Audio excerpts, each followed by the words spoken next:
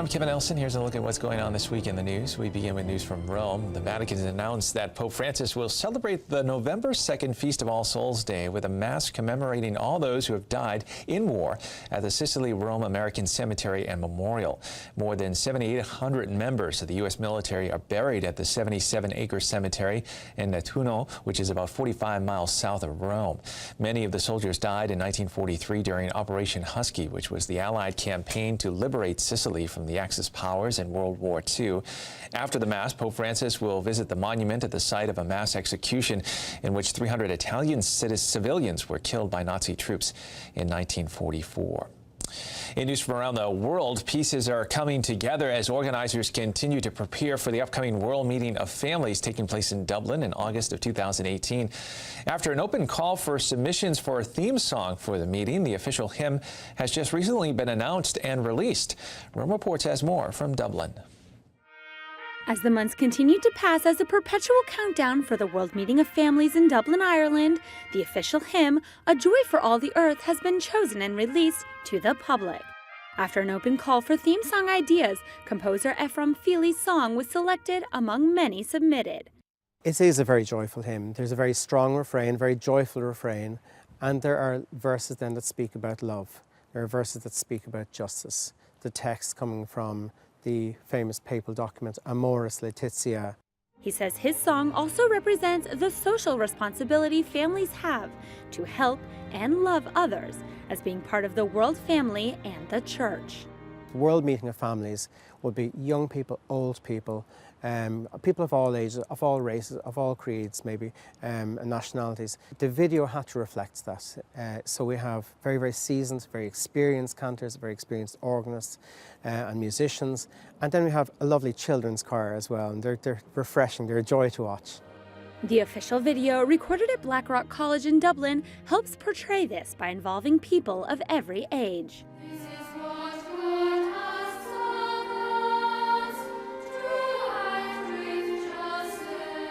The song has been adapted into a guitar version and assembly version, in addition to the full choir.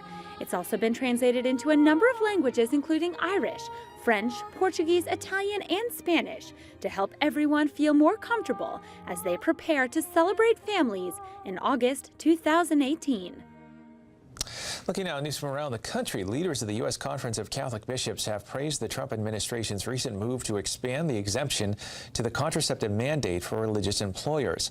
The contraceptive mandate was put in place by the Department of Health and Human Services under the Affordable Care Act.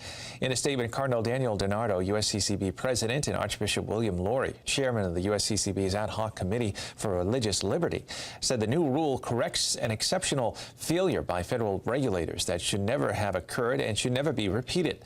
They went on to say that the exemption recognizes that faith-based and mission-driven organizations and those who run them have deeply held religious and moral beliefs that the law must respect.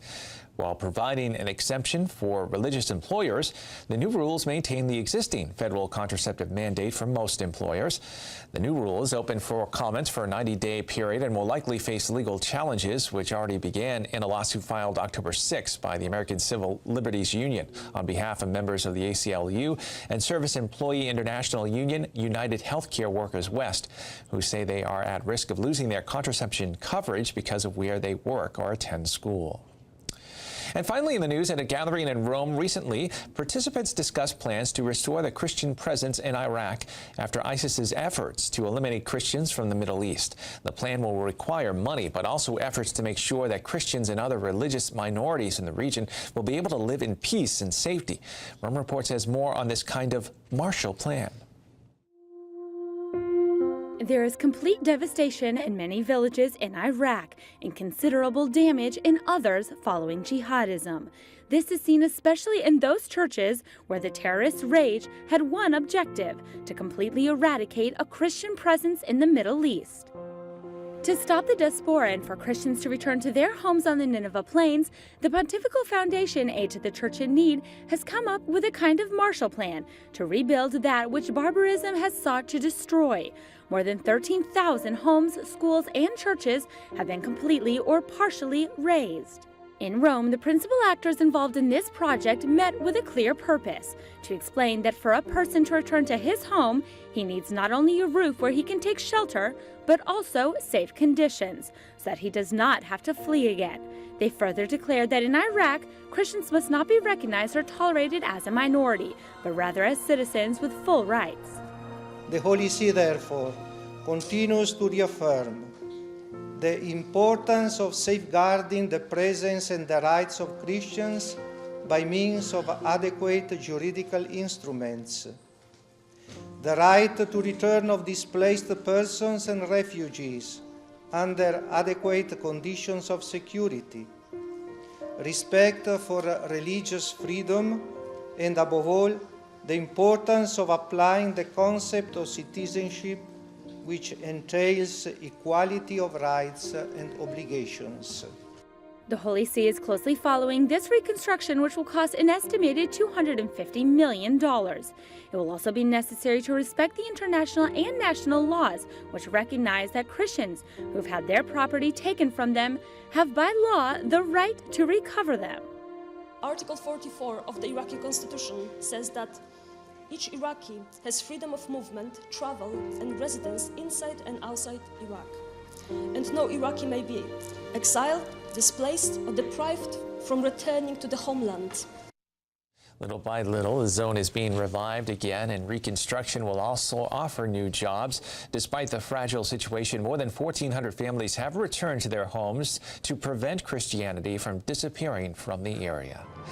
That's all the information we have for you at this time. I'm Kevin Nelson. Don't forget, you can keep up to date on Catholic news throughout the week with Catholic Newsbreak right here on the Catholic TV network.